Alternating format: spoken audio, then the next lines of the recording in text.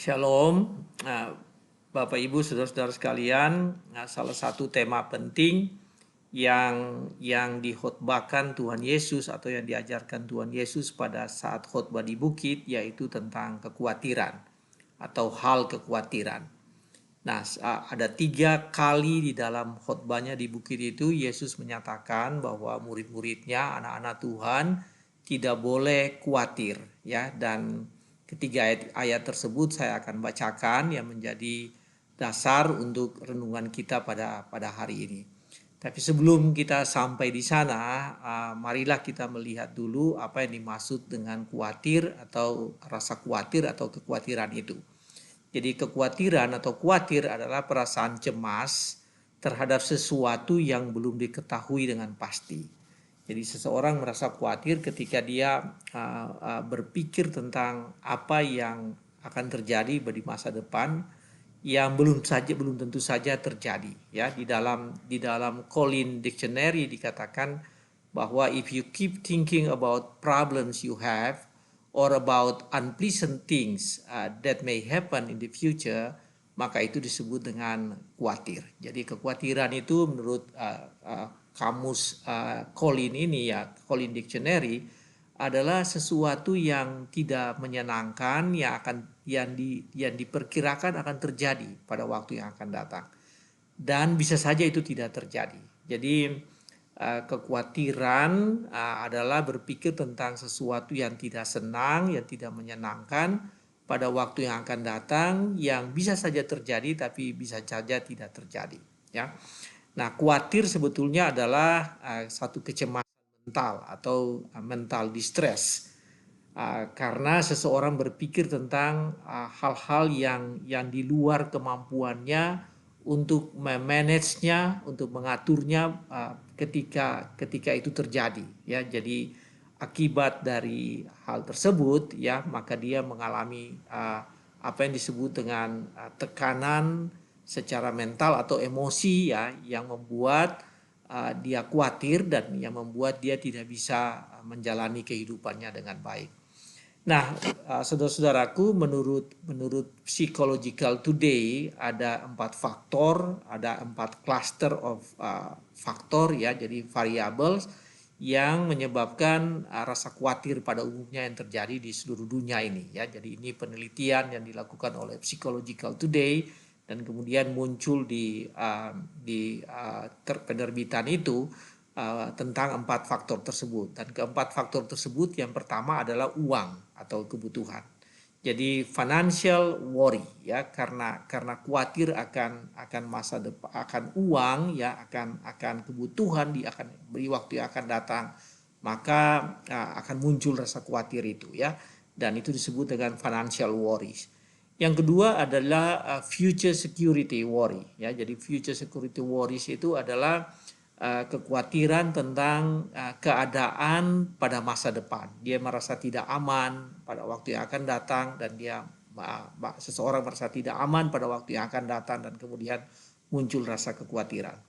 Yang ketiga adalah apa yang disebut dengan relationship worry. Relationship worries itu adalah kekhawatiran akan yang disebabkan karena pasangan hidup, ya, karena partner, karena bagaimana mempertahankan hubungan-hubungan yang baik di masa yang akan datang. Adanya faktor-faktor yang mempengaruhi hubungan itu yang membuat seseorang merasa khawatir. Dan yang keempat adalah kesehatan. Jadi kesehatan, ya, atau disebut dengan physical condition worry. Jadi kecemasan atau kekhawatiran yang disebabkan karena seseorang berpikir tentang masa depan nanti, bagaimana kesehatannya, ya, bagaimana mengelola kesehatannya, dan membuat dia khawatir. Jadi Bapak Ibu saudara-saudara sekalian, ada 4 hal tersebut yang merupakan klaster penyebab kekhawatiran. Saya ulangi sekali lagi, yang pertama adalah financial worry, yang kedua adalah yang disebut dengan security worry atau future security worry, dan yang ketiga disebut dengan relationship atau di sini disebut dengan priority worry, relationship or priority worry. Priority artinya prioritas, pilihan hubungan pada waktu yang akan datang.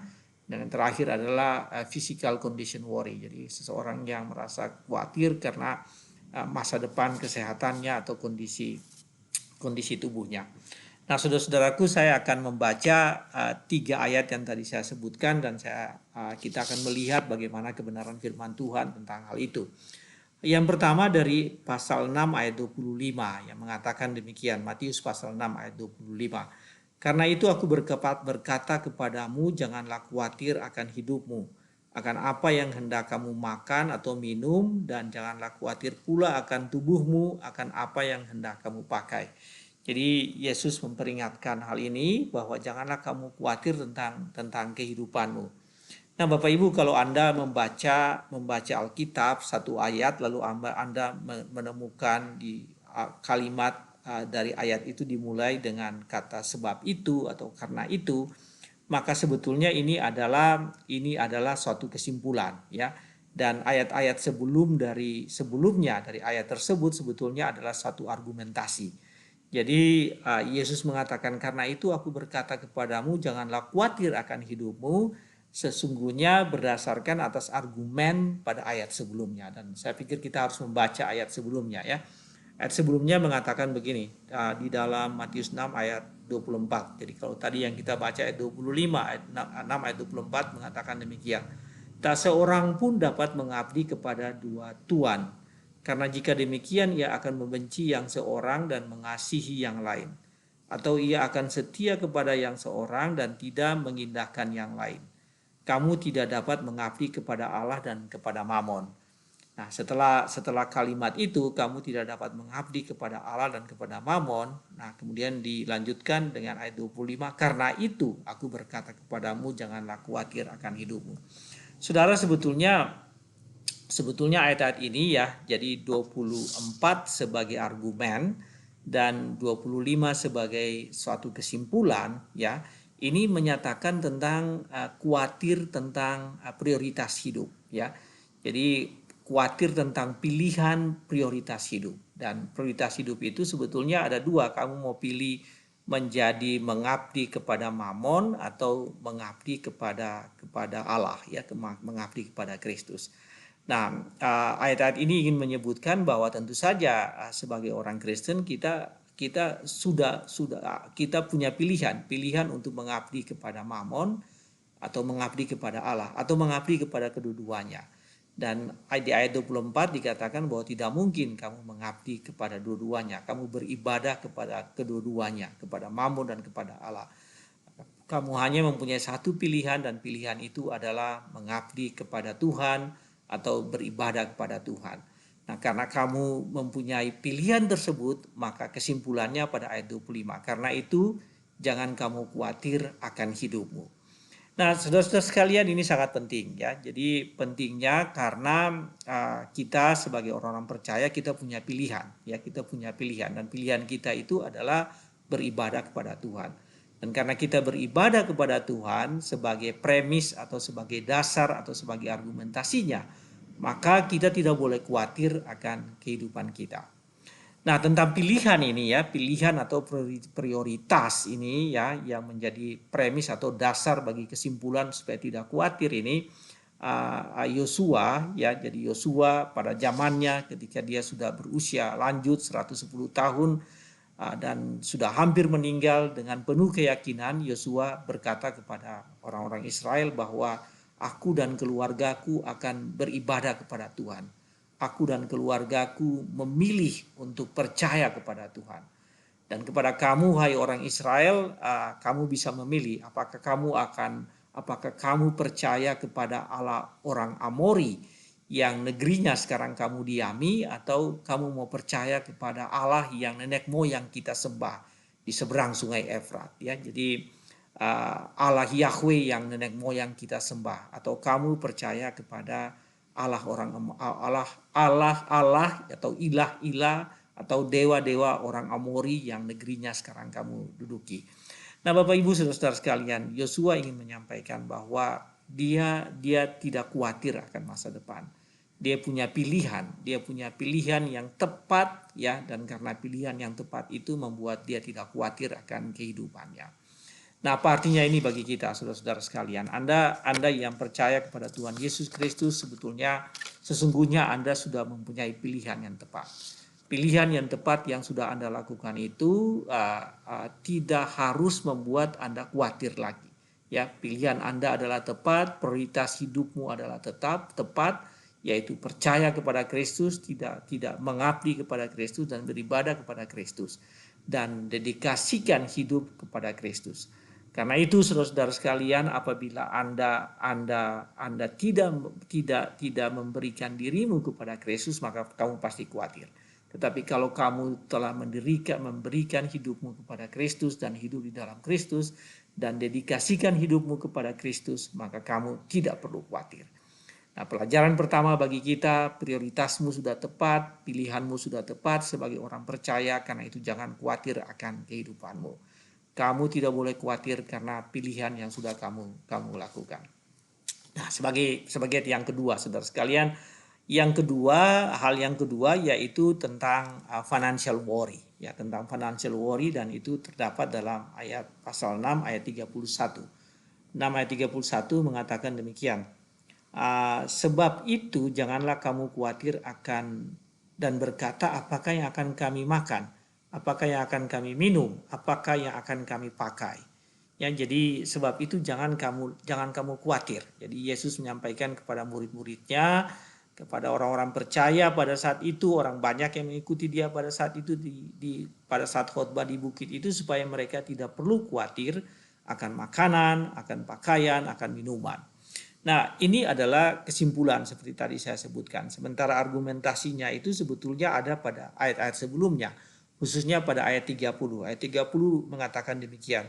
Jadi jika demikian Allah mendadani rumput di ladang yang hari ini ada dan besok dibuang ke dalam api, tidakkah ia akan terlebih lagi mendandani kamu, hai orang yang kurang percaya? Jadi sebetulnya premis atau dasarnya, murid-murid harus atau orang-orang banyak pada saat itu ada yang tidak percaya bahwa Allah sanggup memenuhi kebutuhan mereka, bahwa Allah sanggup memenuhi kebutuhan finansial mereka, dan karena itu mereka tidak perlu worry. Ya, ini yang disebut dengan financial worry, bagaimana punya uang, kebutuhan dalam rangka memenuhi kebutuhan mereka saat itu.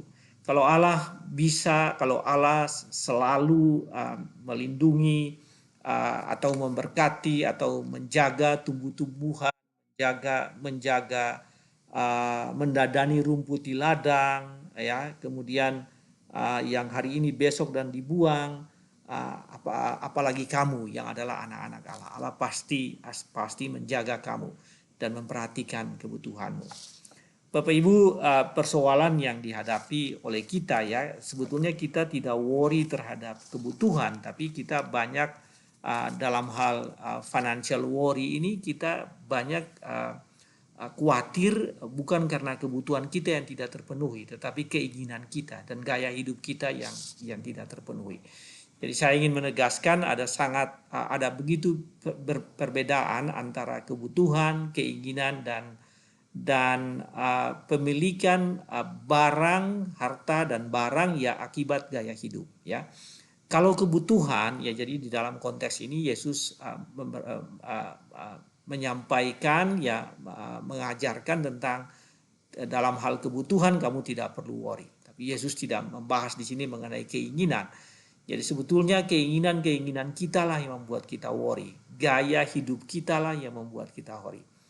Bapak Ibu saudara-saudara sekalian, kita harus memperhatikan ini betul, bahwa ada perbedaan antara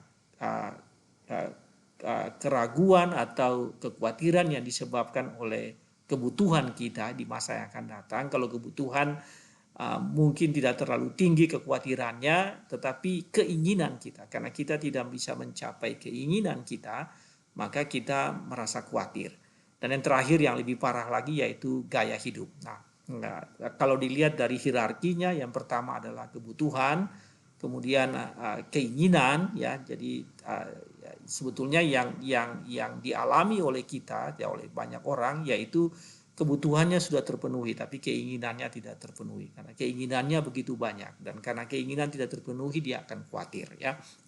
Tapi yang ketiga yang lebih penting, Yang ketiga itu adalah gaya hidup. Gaya hidup itu apa? Adalah pemilikan barang ya, karena pengaruh dari gaya hidup adalah pemilikan barang, pemilikan harta yang tidak disebabkan oleh, yang tidak berdasar atas kebutuhan dan keinginan, tetapi karena social pressure. Jadi ada yang disebut dengan tekanan sosial atau peer pressure ya, tekanan dari sesama rekan, atau juga disebut dengan social validation. Social validation itu seseorang yang ingin dia bisa diterima secara sosial, maka dia melakukan proses validasi sosial. Dan validasi sosial itu adalah dia mempunyai ingin, khawatir supaya dia bisa memiliki barang yang sesuai dengan review dari atau kondisi yang ada di sekitar dia. Ya sebetulnya bukan kebutuhan dan keinginannya, tapi karena tekanan sosial, karena tekanan dari sesama rekan-rekan dan tekanan dari masyarakat atau sosial. Nah, Bapak Ibu, ada satu contoh yang sangat menarik.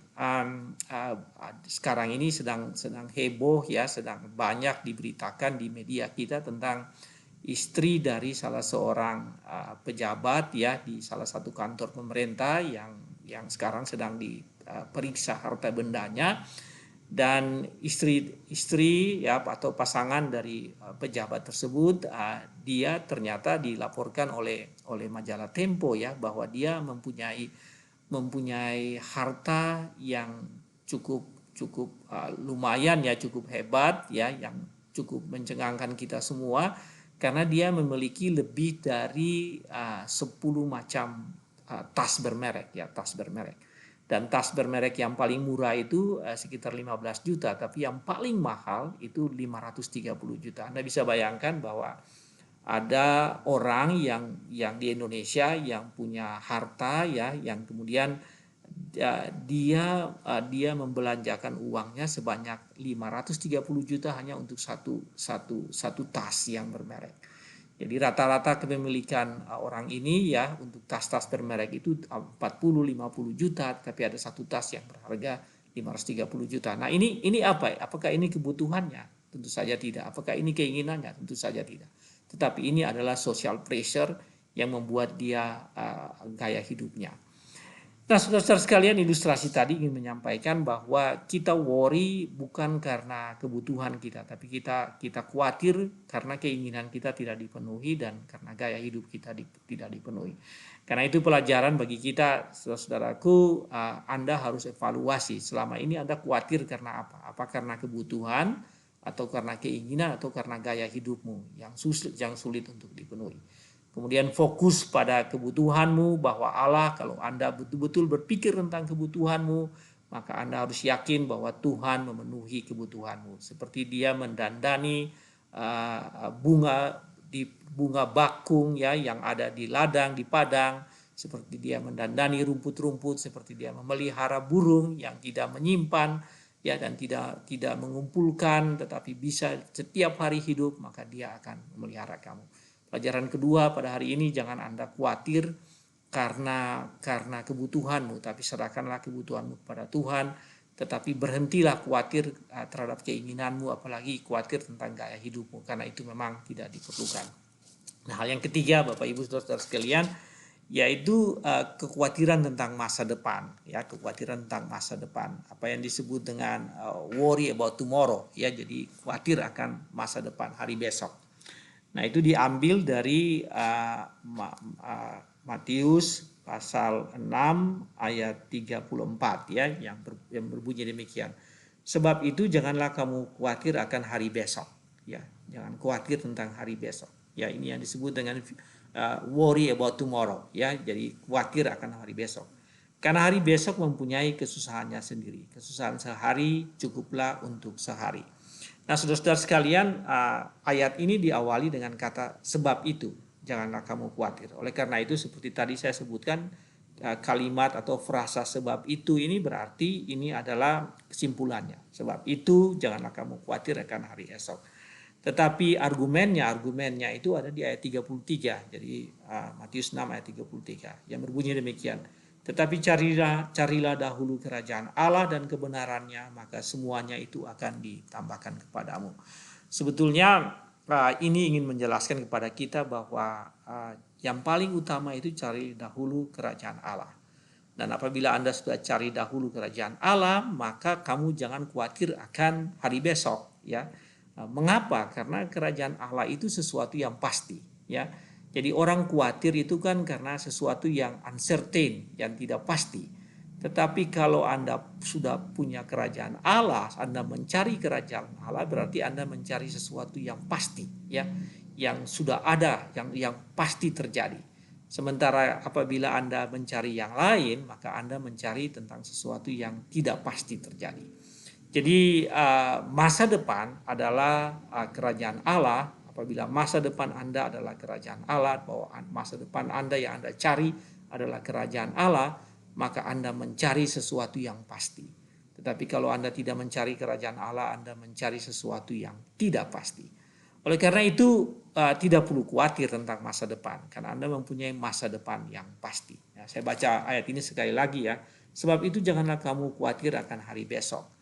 Mengapa? Karena bagi setiap orang percaya dia telah mencari kerajaan Allah dan kebenarannya. Dan itu sudah pasti.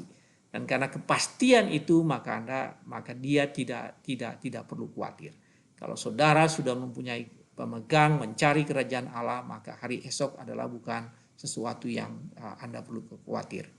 Saudara, saat ini di dunia ini orang atau penduduk yang sangat khawatir itu adalah penduduk di Ukraina, ya. Jadi perang Ukraina terjadi sejak 24 Februari tahun 2022. Jadi pada hari ini sudah lebih dari setahun, ya.